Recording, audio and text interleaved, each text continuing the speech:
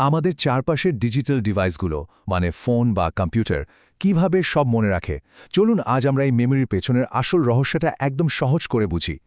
কখনো কি ভেবে দেখেছেন একটা ডিজিটাল লক ঠিকঠাক কোডটা মনে রাখে কিভাবে? বা ট্রাফিক লাইটই বা কি করে বোঝে যে এখন সবুজ থেকে লাল হতে হবে? এই সব কিছুর পেছনেই কিন্তু একটা মূল ধারণা কাজ করে, আর সেটা হলো স্টেট। আচ্ছা চলুন তো এই ব্যাপারটার গভীরে যাওয়া যাক। তো আজ আমরা কি দেখব? প্রথমে বুঝব স্টেট জিনিসটা আসলে কি, তারপর দেখব এটাকে কাগজে কলমে আঁকা বা সাজানো যায় কিভাবে, আর শেষে এর দুটো খুব গুরুত্বপূর্ণ মডেল নিয়ে কথা বলবো। আচ্ছা, তাহলে শুরু করা যাক একেবারে গোড়া থেকে। এই যে আমরা স্টেট করছি, এটা আসলে কি? আর কেনই বা মেমোরিওয়ালা কোনো সিস্টেম বানাতে গেলে এটা এত জরুরি হয়ে পড়ে?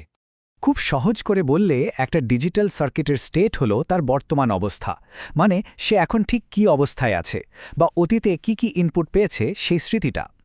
এই ইনপুট আউটপুট, বর্তমান অবস্থা আর পরের অবস্থার মধ্যে যে সম্পর্ক, সেটাই হলো আসল কথা। যেমন ধরুন টিভি রিমোটের কথা। একটা বোতাম চাপলেন, এটা হলো ইনপুট, চ্যানেল পাল্টে গেল, এটা আউটপুট, আর টিভিটা কোন চ্যানেলে ছিল সেটাই তার বর্তমান স্টেট। তো এই যে একটা অবস্থা থেকে আর একটা অবস্থায় সার্কিটটা চলে যাচ্ছে, এই পুরো ব্যাপারটা আমরা দেখব কিভাবে, মানে চোখে দেখার মতো করে কিভাবে বুঝব?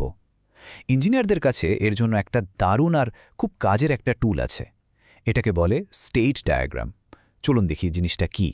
এই স্টেট ডায়াগ্রামটা হলো একটা সার্কিটের আচরণের একটা নকশা বা ব্লুপ্রিন্টের মতো। এটা দেখিয়ে দেয় যে সার্কিটটা কোন কোন অবস্থায় থাকতে পারে আর এক অবস্থা থেকে আরেক অবস্থায় কিভাবে যেতে পারে। এটা বানানো কিন্তু বেশ সহজ। দেখুন, প্রথমে আমরা কিছু গোল বৃত্ত আঁকি।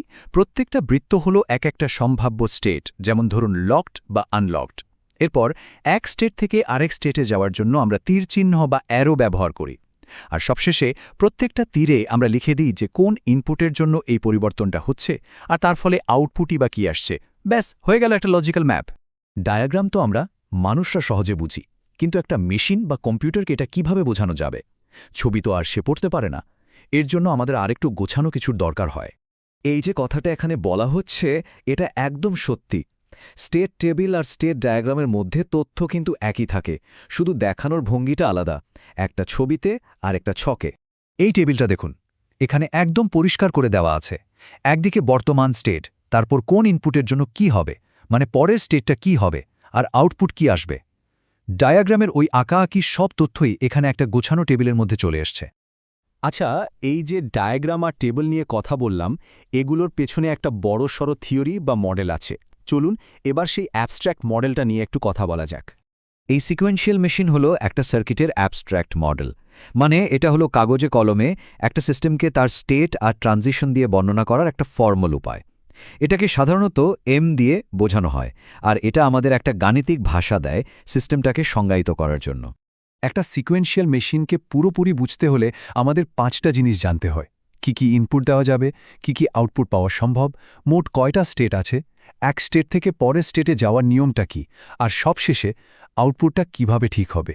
এই 5টা জিনিস মিলেই একটা সম্পূর্ণ মেশিন। এখন একটা খুব জরুরি জায়গায় আমরা চলে এসেছি। সব সিকোয়েন্সিয়াল মেশিন কিন্তু একরকম হয় না। এদের বানানোর দুটো প্রধান ধরন বা মডেল আছে। একটার নাম মিলি আর একটার নাম মোর।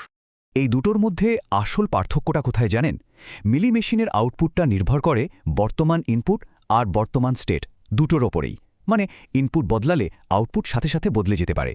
কিন্তু মুরে মেশিনের ক্ষেত্রে আউটপুটটা শুধু বর্তমান স্টেটের ওপর নির্ভর করে, ইনপুটের ওপর সরাসরি কোনো প্রভাব নেই। এটাই মিলি মেশিনের সংজ্ঞা। এর আউটপুটটা দুটো জিনিসের উপর নির্ভরশীল। একটা হলো কি ইনপুট দেওয়া হচ্ছে, আর অন্যটা হলো মেশিনটা এখন কোন স্টেটে আছে। দুটো মিলিয়ে আউটপুটটা ঠিক হয়। মিলি মেশিনের মডেলে খেয়াল করলে দেখবেন ইনপুট আর বর্তমান স্টেট দুটোই একসাথে একটা লজিক সার্কিটে ঢুকছে, আর ওই সার্কিট থেকে সরাসরি আউটপুটটা বেরিয়ে আসছে। মানে আউটপুটটা বাইরের ইনপুট আর ভেতরের মেমোরি দুটোরই কম্বিনেশন। আর মুর মেশিনের ক্ষেত্রে ব্যাপারটা ঠিক উল্টো। এর আউটপুটটা শুধুমাত্র বর্তমান স্টেটের উপর নির্ভর করে। এই কারণে মুর মডেলের আউটপুট অনেক বেশি স্টেবল বা স্থিতিশীল হয়। ইনপুট যতই পাল্টাক, যতক্ষণ না স্টেট পাল্টাচ্ছে, আউটপুট একই থাকবে। মুর মেশিনের মডেলটা দেখলেই পার্থক্যটা বোঝা যায়। এখানে ইনপুট আর বর্তমান স্টেট মিলে ঠিক করে যে পরের স্টেটটা কি হবে, কিন্তু আউটপুটটা তৈরি হচ্ছে একটা একদম আলাদা লজিক সার্কিট থেকে, যেটা শুধু বর্তমান স্টেটটাকেই ব্যবহার করে। এই যে আউটপুট তৈরির ব্যাপারটা ইনপুট থেকে আলাদা, এটাই এর মূল বৈশিষ্ট্য।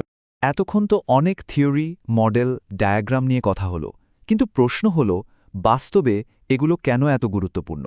চলুন এবার সেই সংযোগটা খুঁজে বের করি। যখন কোনো সার্কিট বাস্তবে তৈরি করা হয় তখন এই স্টেটগুলোকে মনে রাখার জন্য আমাদের কিছু মেমোরি এলিমেন্টস দরকার হয়। এগুলোকে বলে ফ্লিপ ফ্লপ। এখন প্রশ্ন হলো কয়টা ফ্লিপ ফ্লপ লাগবে সেটারই একটা সহজ নিয়ম আছে। যদি আমাদের n সংখ্যক স্টেট লাগে তাহলে m সংখ্যক ফ্লিপ ফ্লপ এমনভাবে নিতে হবে যেন 2m n এর সমান বা তার চেয়ে বেশি হয়। চলুন একটা উদাহরণ দেখি। ধরুন একটা ট্রাফিক লাইট ডিজাইন করতে হবে। এর স্টেট কয়টা? ঠিক 3টা, লাল, হলুদ আর সবুজ। তাহলে এই 3টা স্টেট বানাতে কয়টা ফ্লিপফ্লপ লাগবে? চলুন হিসেব করি।